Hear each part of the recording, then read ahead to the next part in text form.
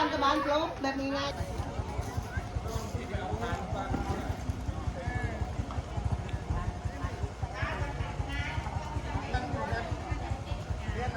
คนมาถึงทำพิธีแล้วนะคะ ก็ขอเรียนเชิญทุกท่านนะคะท่านได้มีแนวคิดที่จะทำให้เกิดงานนี้ขึ้นนะคะก็เป็นคนที่เริ่มและประชุมการสมัครสมานสามัคคีของคุ้งสะเต่าเรานะคะมาแล้วค่ะคุณยายมาแล้วค่ะก็จะได้เริ่มพิธีนะคะวันนี้จะลงเพลินนะคะลืมดูเวลาที่10 โมงกว่าแล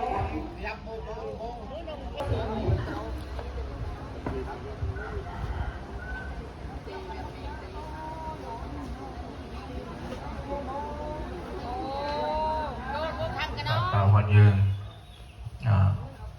ทรงกรรมกรรมด้วยวจีกรรมมโนกรรมกายกรรมทั้งสามนี้ก็ทรงหลวงเต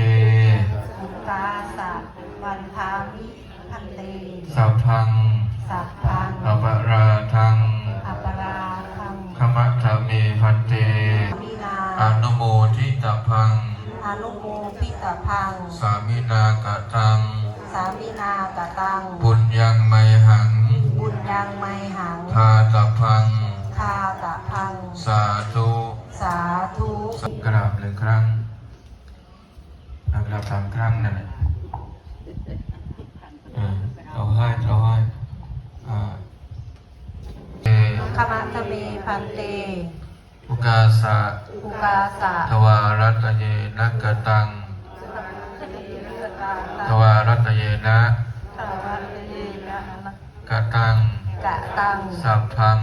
อุกาสะขมามิพันเตอุกาสะขมามิพันเตสาธุอุกาสะกตังสามินากตังบุญยังไมหังทาตพังสาธุอนุโมทามิกราบ3 ครั้งด้วยสมุทรกราบใบดอนโดยพื้นที่ไม่เอื้ออำนวยก็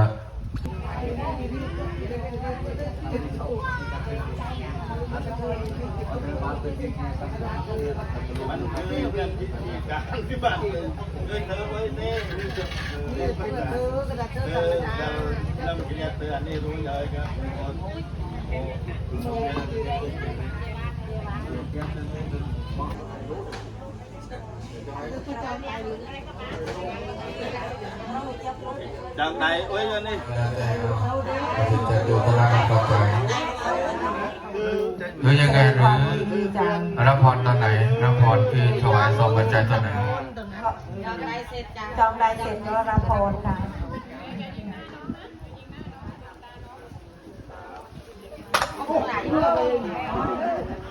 นี่ทำไมจะรู้ทำไมเย่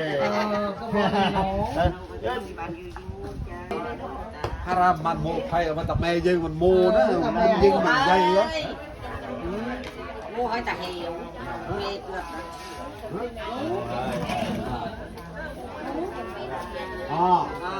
วันนี้จะทาโอเคครับมาอะไรอยู่บนวันอยู่นี่พูดเจอการแก้นาเชียตลอดก็สะท้อนกลับไปว่าเย็นโยมตอนเรื่องเนี้ยสุขภาพร่างกายแข็งแรงเย็นโยมก็วันเนี้ยสุขภาพร่างกายแข็งแรงตอนตัวเป็น100 เท่า1,000 เท่าร่างกายวันจุกลงบนลงดูซอจูบุตรเนี่ย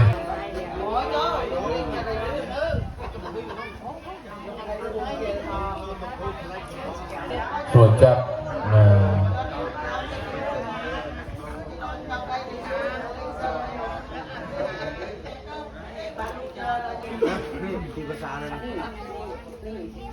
นี่จองได้พุงตามุนเนาะ จองได้เอาเนี่ยเชียร์อายุมันกวันยืนอยู่กับลูกหลานนานๆ เบื่อนะหรืออะไรลูกตาตัวมันอยู่แม่เบื่อลูกตาตัวมัน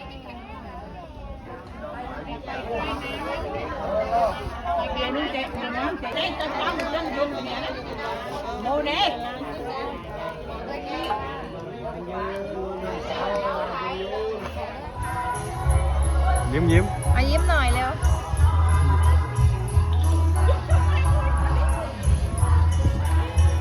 ยิ้มหน่อย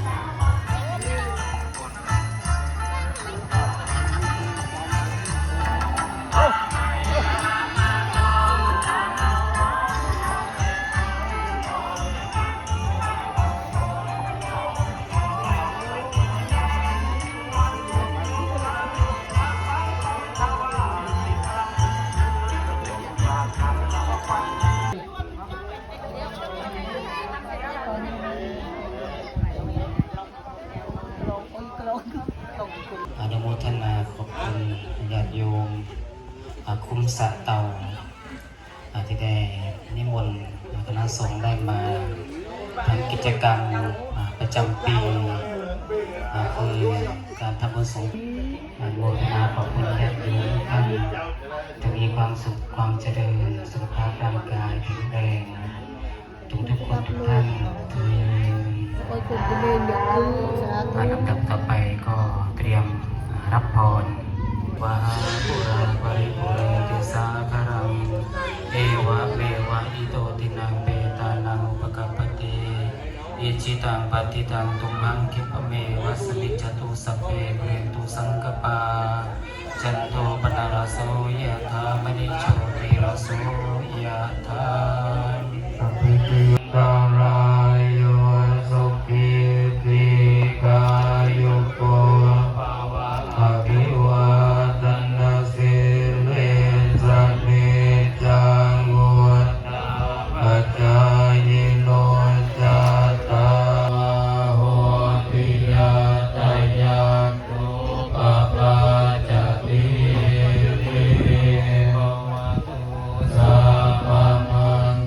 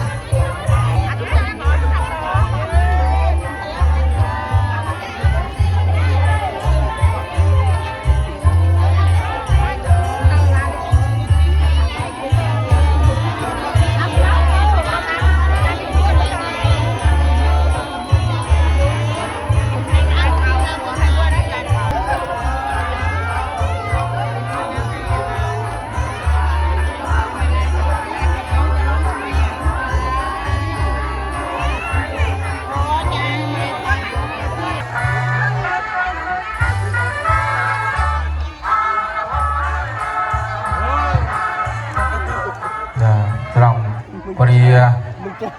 ส่องโลสักชื่อโบราณเนี่ยจะเป็นวัตถุโบราณวัตถุที่ขึ้นทะเบียนเป็นทรัพย์สินเป็นศาสนสมบัติแล้วทรัพย์สินของแผ่นดินทรัพย์สินของพระพุทธศาสนาก็ต้องจูเนียดูแลรักษากับเทียก็ต้องการเราจำรับสักเพียงก็มีเพียสำรับเอาเงินร้อยก็รู้ว่าจักโอยเย็นโยมบานคลองบานลูกเอาลูกครูอาจารย์เรารักษาการคลองลูกเปรียคลองลูกซองบานโรคเนี่ยลำคันที่2คันที่1กันเปรียเอามันก็หอมพอมาเป็นพระที่จุดไว้ไม่ให้สงน้ำคันที่2ถึงจะเป็นพระเนื้อสำริดที่สามารถจะส่งน้ำได้อารามมันยิงเจริญตอนตะมุตีเรื่อยๆรักษาดูแลวัดวาอารามมันยิงไว้เนายูลดอนรุ่นลูกรุ่นหลานจวนมือวัดมือว่ามือดูแลแทนเตรียมลำเนียตองเนียตอนต่อไปก็จะ